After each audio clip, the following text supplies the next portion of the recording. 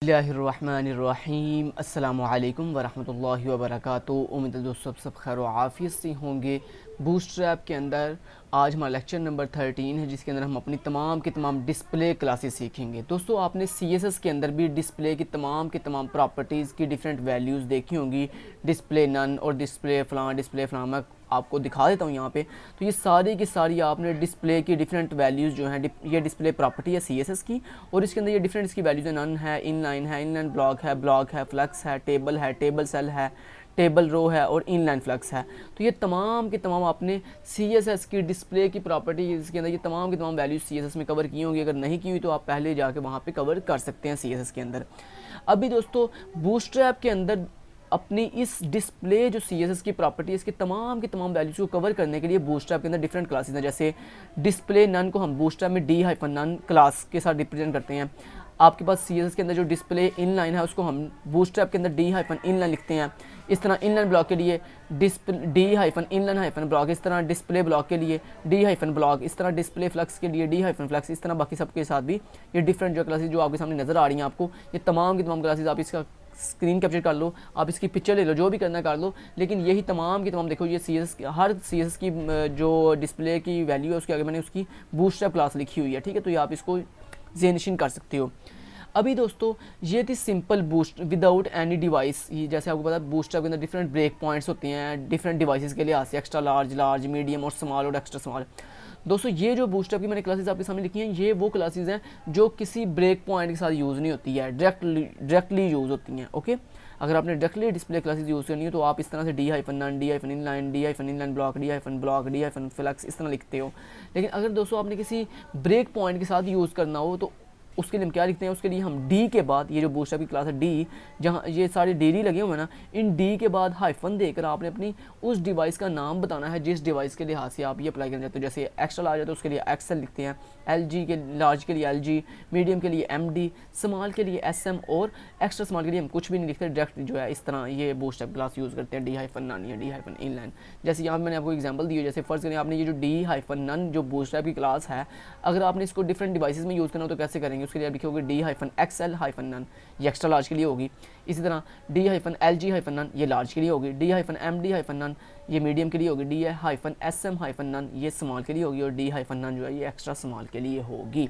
इसी तरह आपने जितनी भी ये प्रॉपर्टीज़ आपको नज़र आ रही हैं, इसी तरह मैंने आपको एक और एग्जांपल दी हुई है। मान लिया आपने ये प्रॉपर्टी है D-टेबल, इस तरह कोई भी आपके पास ये बूटस्ट्रैप की क्लास है ना, D-ब्लॉक, D-इनलाइन ब्लॉक, सिर्फ फ़र्क कहाँ पे आएगा, अगर आपने कोई डिवाइस बीच में इंक्लूड करनी हो तो आप ये D के बाद हाइफन लगाकर इस तरह से, जैसे मैंने ये लिखा हुआ है D- आगे अपनी डिवाइस का जो है ना क्लास XL या LG जो भी, उसके बाद हाइफन लगा के जो भी आपने क्लास यूज़ करनी है, इनलाइन ब्लॉक सेम बाकी तरीका वही है। जैसे मैंने एक और एग्जांपल दी हुई है, मान लो अगर आपने ये जो D-टेबल क्लास है बूटस्ट्रैप की, इसको अगर आपने डिवाइसेस डिफरेंट ब्रेक पॉइंट्स के साथ यूज़ करना हो तो आप कैसे करेंगे, D-XL-टेबल, D-LG-टेबल, D-MD-टेबल, इस तरह D-SM-टेबल, और अगर आपकी एक्स्ट्रा स्मॉल डिवाइस है तो उसके लिए D-टेबल लिखते हो।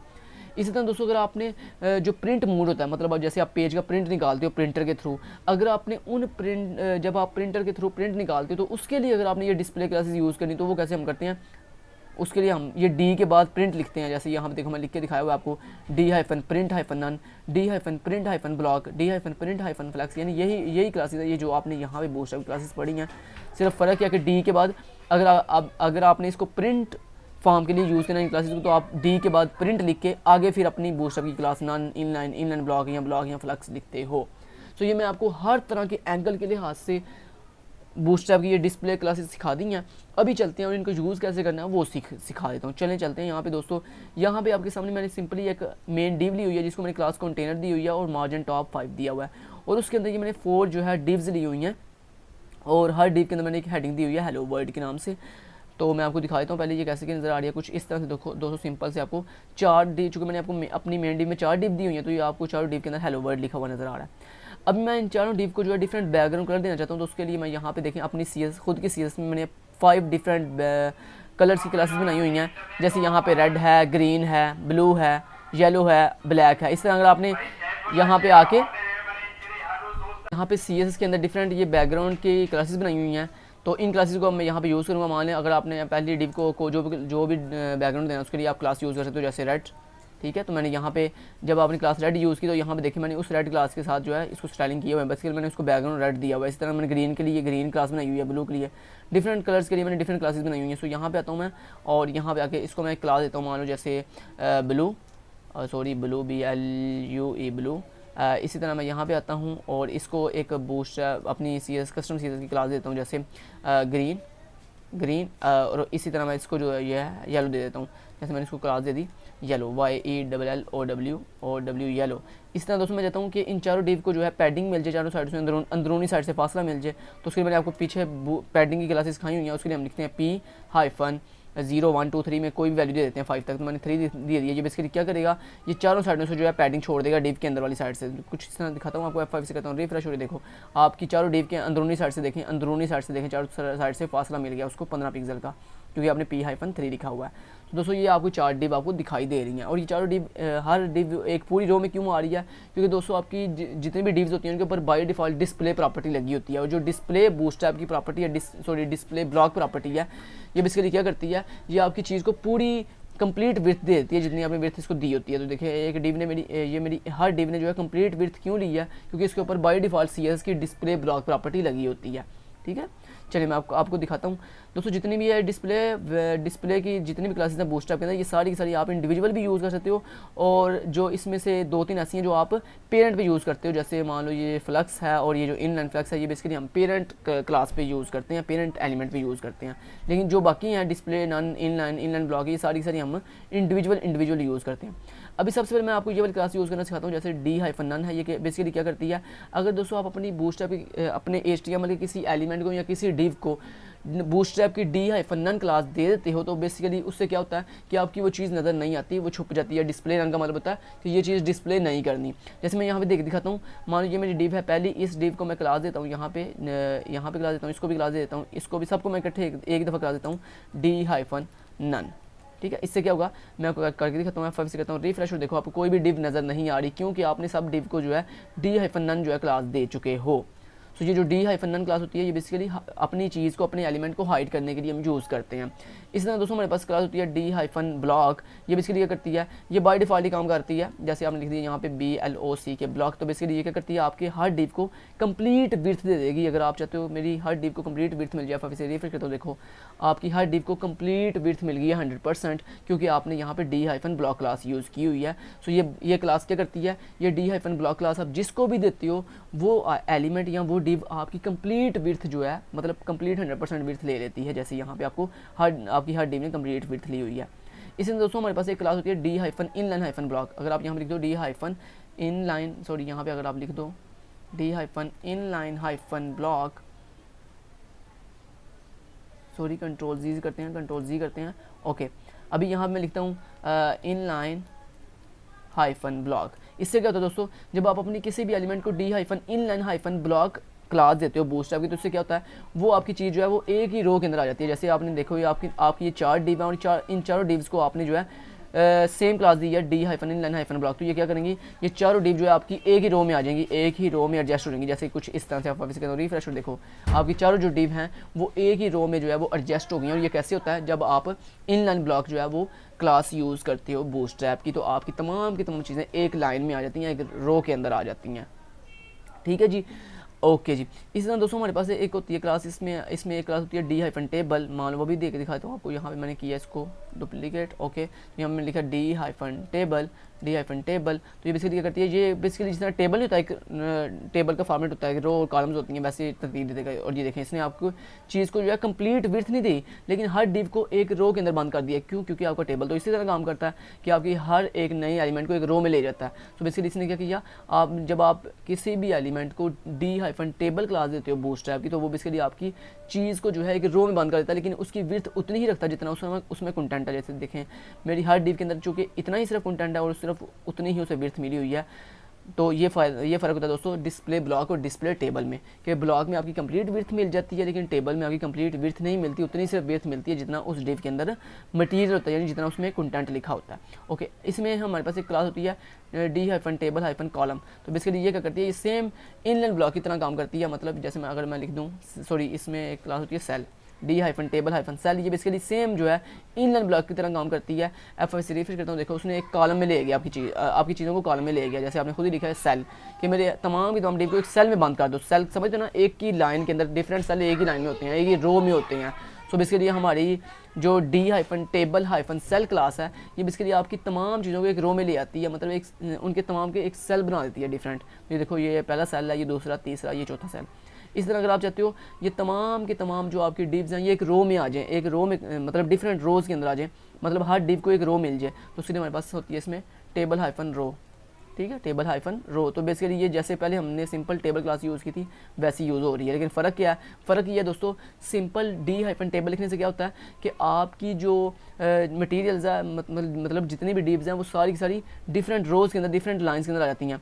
लेकिन टेबल में और टेबल रो में डिफरेंस ये है कि जो टेबल था उसमें हमारे ने जो पैडिंग उसको दी हुई थी, वो पैडिंग साथ ऐड हो रही थी। लेकिन जब हमने टेबल हाइफन रो यूज़ किया तो उसमें जो पैडिंग थी बाय डिफ़ॉल्ट उसने ख़त्म कर दिया। तो ये दोनों में डिफरेंस है कि सिंपल डी हाइफन टेबल देने से वो क्या करता है, आपकी जो ये आपने जो पैडिंग ऐड की हुई है इसको इंक्लूड करता है। लेकिन अगर आप डी हाइफन टेबल हाइफन रो लिख दो तो इससे क्या होता है, आपकी चीज़ों की जो पैडिंग है वो ख़त्म कर देता है, लेकिन आपकी चीज़ों को डिफरेंट रोज़ के अंदर ले जाता है। जैसे उसने डिफरेंट आपकी डिव्स को डिफरेंट रो के अंदर ले आया है। सो ये आपको डिफरेंस समझ आ गया होगा। इसी तरह दोस्तों आपके पास एक होती है फ्लैक्स, ये डी हाइफन फ्लैक्स। ये बेसिकली क्या करती है, आपकी ये सेम बेसिकली इनलाइन ब्लॉक की तरह काम करती है। आपकी चीज़ को एक कॉलम के अंदर ले आती है, मतलब एक ही रो के अंदर एक ही रो में ले आती है। ठीक है, एक ही रो में ले आती है। लेकिन ये कहाँ यूज़ होती है दोस्तों, डिस्प्ले फ्लक्स और डिस्प्ले इनलाइन फ्लक्स। ये जो दो क्लासेस है ना, ये वाली, एक ये डिस्प्ले फ्लक्स और ये इनलाइन फ्लक्स, ये बेसिकली चाइल्ड के साथ यूज़ नहीं होती। मतलब ये इंडिविजुअल, जैसे आपने ये सारी इंडिविजुअल यूज़ करी ना, ऐसे यूज़ नहीं होती। उसके लिए आपको क्या करना पड़ता है, आपको ये तमाम डिव्स को एक डिव में बंद करना पड़ेगा। तो यहाँ पे हम आते हैं और एक एक्सटर्नल डिव बनाते हैं और इस डिव को हम यहाँ पे आके नीचे क्लोज़ करते हैं। यहाँ पे आके मैंने इसको क्लोज़ कर दिया कुछ इस तरह से। ओके, क्लोज़ करने के बाद मैं इसके अंदर ये जितनी भी सब डिव्स हैं, मतलब जितने भी चाइल्ड्स हैं, 4 चाइल्ड्स हैं, इनको मैं आगे की तरफ मूव कर देता हूँ ताकि आपको पता चले ये इसके चिल्ड्रन है। ओके, सो अभी दोस्तों आपके सामने मैंने एक डिव ली है। ये देखें, ये जो मैंने एक एक्सटर्नल इसके अंदर एक डिव ली है और इस डिव को यहाँ से हमने स्टार्ट किया और यहाँ पे इसका एंड हो रहा है। इस डिव के अंदर बेसिकली ये सारी डिव्स आ रही हैं। तो दोस्तों ये जो चारों डिव्स हैं इनका पेरेंट कौन है, ये वाली डिव, ये जो आपने एक्स्ट्रा डिव बनाई है। अब आप ये जो डिस्प्ले फ्लक्स और डिस्प्ले इनलाइन फ्लक्स है ये बेसिकली पेरेंट के साथ यूज़ कर सकते हो। सो मैं यहाँ पे आया और मैंने लिख दिया डी हाइफन फ्लक्स। ठीक है, ओके। सो इसके अंदर से मैं आता हूँ, ये रो वाली क्लासेस ख़त्म कर देता हूँ सारी की सारी। ओके, तो मैंने सिंपल डी हाइफन फ्लक्स लिख दिया अपनी पेरेंट के अंदर। सो ये क्या करेगा, आपकी तमाम की तमाम चीज़ों को एक लाइन में ले आएगा, एक रो में ले आएगा। F5 कहता हूँ रिफ्रेश और देखो एक लाइन में यानी एक रो में ले आया। तो बेसिकली फ्लक्स भी आपकी चीज़ों की रो में ले आता है। अभी आप सोच रहे हो यार ये जो मैं क्लासेस आपको सारी की सारी डिस्प्ले सिखा रहा हूँ ये बेसिकली कहाँ यूज़ होती हैं दोस्तों, ये मोस्टली ब्लॉगिंग वेबसाइट्स में यूज़ होती हैं, जो ऐसी वेबसाइट जहाँ पे आर्टिकल्स आपको नज़र आती हैं, जैसे गीक्स फॉर गीक्स है, ट्यूटोरियल्स पॉइंट है। इस तरह जितनी भी आपको आर्टिकल्स वाली वेबसाइट्स नज़र आती हैं, या इसके अलावा W3 स्कूल एक बहुत बड़ी वेबसाइट है आर्टिकल की। तो जितनी भी आपको आर्टिकल्स की या ब्लॉगिंग वेबसाइट्स नज़र आती हैं वहाँ पे आपने देखा होगा साइडों पे ऐड चल रही होती हैं, ऊपर भी टॉप पे भी ऐड चल रही होती है, बॉटम पे भी, दरमियान में जो है वो आर्टिकल होता है। तो वहाँ पे बेसिकली हम अपने डिफरेंट तरह के डिव्स बनाने के लिए, आर्टिकल्स डिव्स बनाने के लिए, यहाँ एड्स चलाने के लिए हम इस तरह के डिस्प्ले वैल्यूज़ यूज़ करते हैं कि जो है ना इस डिवाइस में ये चीज़ नज़र आए, इसमें नज़र ना आए। अब मैं आपको जो है ना वो सिखाता हूँ कि अगर आपने डिफरेंट डिवाइसेस के लिए इनको यूज़ करना हो तो वो भी आपको सिखा देता हूँ कुछ इस तरह से। मान लो जैसे फ़र्ज़ करो आपने कहा कि जो मेरी ये जो दूसरी डिव है, ये वाली जो दूसरी डिव है जिसको मैंने ब्लू कलर दिया हुआ है बैकग्राउंड, ये जो है मुझे नज़र ना आए, तो इसके लिए आप क्या लिखते हो, डी हाइफन नन। तो ये बेसिकली ये नज़र नहीं आएगी, बाकी आपको दिखाई देंगी जैसे कुछ इस तरह से। आपको फिर कहता हूँ रिफ्रेश और देखो आपकी जो ब्लू डिव थी वो आपको नज़र नहीं आ रही। तो लेकिन अगर आप चाहते हो ये आपको बाकी डिवाइसेस में नज़र आए, मतलब सिर्फ एक्स्ट्रा स्मॉल में नज़र ना आए, तो आपको पता ना मैंने बताया था आपको कि एक्स्ट्रा स्मॉल के लिए आप सिंपल क्लास यूज़ करते हो डी हाइफन नन, लेकिन बाकी जो क्लासेस हैं उनके अंदर आप अपनी डिवाइस का नाम बताते हो। कुछ इस तरह से मैं आपको करके दिखाता हूँ। लेट्स से आपने जैसे लिख दिया D hyphen SM hyphen block, तो इससे क्या होगा दोस्तों कि आपकी ये जो आपकी डिव है दूसरे नंबर वाली ये आपकी एक्स्ट्रा स्मॉल में दिखाई तो नहीं देगी, लेकिन आपकी स्मॉल डिवाइस और उससे ऊपर जितनी भी डिवाइस हैं उसमें ये दिखाई देगी। मैं आपको दिखा देता हूँ एक दफ़ा, ये देखें ज़रा, F5 से कहता हूँ रिफ्रेश और देखो अभी ये दिखाई दे रही है, लेकिन जैसे ही आप स्मॉल में जाओगे, मैं इसको यहाँ पे इंस्पेक्ट पे जाता हूँ, इंस्पेक्ट पे क्लिक करता हूँ, यहाँ पे आपको इसका दिखाता हूँ व्यू। ये देखो अभी आपको नज़र आ रही है, देखो आप जिस मर्जी डिवाइस में चले जाओ, ये देखो एक्स्ट्रा लार्ज में चले जाओ, आप लार्ज में आ जाओ, ये आपकी लार्ज डिवाइस है, ये आपकी मीडियम डिवाइस स्टार्ट होगी है, देखो इसमें भी नज़र आ रही है, स्मॉल में भी नज़र आ रही है। लेकिन जैसे आप मीडियम एक्स्ट्रा स्मॉल में जाओगे तो ये जो ब्लू डिव है ये हाइड हो जाएगी, देखना ज़रा, ये देखो हाइड हो गई है ना। तो दोस्तों ये होता है दोस्तों डिफरेंट डिवाइसेस के लिए ऐसे यूज़ करना। तो इस तरह आप डिफरेंट डिवाइस के लिए ऐसे उस डी के बाद उस डिवाइस का नाम बता सकते हो। इस तरह दोस्तों आप ये भी कह सकते हो कि जैसे इसके अलावा अगर आपने प्रिंटेबल मोड में इसको यूज़ करना हो तो वो आप कैसे कर सकते हो। तो देखो मैं आपको अभी दिखाता हूँ कि अभी मान लो आप कह रहे हो D-none, अभी क्या होगा कि ये किसी भी डिवाइस में नज़र नहीं आएगी। फिर से कहता हूँ रिफ्रेश, और देखो अभी आपकी जो ब्लू डिव थी वो किसी भी डिवाइस में देखो नज़र नहीं आ रही। लेकिन जब मैं इसका प्रिंट व्यू निकालूंगा ना, मतलब प्रिंट व्यू को समझते हो ना, जब हम कमांड प्रेस करते हैं कीबोर्ड से P तो क्या होता है उसका प्रिंट व्यू नज़र आता है हमें। तो प्रिंट व्यू में हम चाहते हैं ये नज़र आए डिव, तो उसके लिए हम क्या लिखते हैं, यहाँ पे हमने लिखना D-print-block। तो इससे क्या होगा कि वैसे आप लिख रहे हो कि D-none के तमाम डिवाइसेस में ये मेरी डिव नज़र ना आए, लेकिन आप कह रहे हो D-print-block, जब मैं इसका प्रिंट मोड निकालूं तब ये मुझे नज़र आए। तो करके दिखाता हूँ, वो भी F5 से कहता हूँ रिफ्रेश, अभी देखो ये नज़र नहीं आ रही। लेकिन जैसे ही मैं कंट्रोल P प्रेस करूँगा प्रिंट मोड के लिए तो दोस्तों ये हमें नज़र आएगा, ठीक है। लेकिन अगर ये कंट्रोल P के साथ काम नहीं कर रहा तो मैं आपको यहाँ पर दिखाता हूँ। यहाँ पर आपके पास यहाँ पे ऊपर आपके ब्राउज़र के ऊपर 3 यहाँ पे डॉट्स नज़र आते हैं आपको, और इस डॉट्स के अंदर आपको एक ऑप्शन मिलता है प्रिंट का। आप इसके ऊपर क्लिक करोगे तो ये देखो ये इसका प्रिंट मोड है और इसमें आपको नज़र आ रही है, देखो ये डिव आपको नज़र आ रही है, ठीक है। ये देखो ये चौथी डिव भी आपको नज़र आ रही है जो कि आपको वहाँ पे दिखाई नहीं थी दे रही, यहाँ पे देखो आपको ये दिखाई दे रही है। तो यहाँ पे कलर्स में हम जाते हैं, ब्लैक एंड वाइट, और कलरफुल करने के लिए इसको कलर के ऊपर क्लिक कर दिया, ओके। तो ये देखो अभी आप मान लीजिए देखो आपको दिखाई दे रही है ना, ये हेलो वर्ल्ड 4 डिव्स है ना। तो लेकिन अगर आप जब इसका प्रिंट व्यू ख़त्म करोगे, ये देखो ख़त्म किया, और देखो अभी मुझे 3 डिव्स नज़र आ रही हैं, ठीक है। मुझे अभी कितनी डिव्स नज़र आ रही हैं, 3 डिव्स नज़र आ रही हैं। लेकिन जब मैं इसका प्रिंट व्यू निकालता हूँ तो मुझे ये डिव नज़र नहीं आती है, मुझे डिव नज़र आती है लेकिन वैसे देखो चौथी डिव नज़र नहीं आ रही। लेकिन जैसे मैं इसका प्रिंट व्यू निकालूंगा, देखना प्रिंट व्यू निकाला और ये देखो इसके मुझे 4 डिव्स नज़र आ रही हैं, पहली, दूसरी, तीसरी एंड चौथी। सो ये दोस्तों डिफरेंट तरह के डिस्प्ले क्लासेस, उम्मीद है आपको तमाम की तमाम मेरी बातों की समझ आई होगी।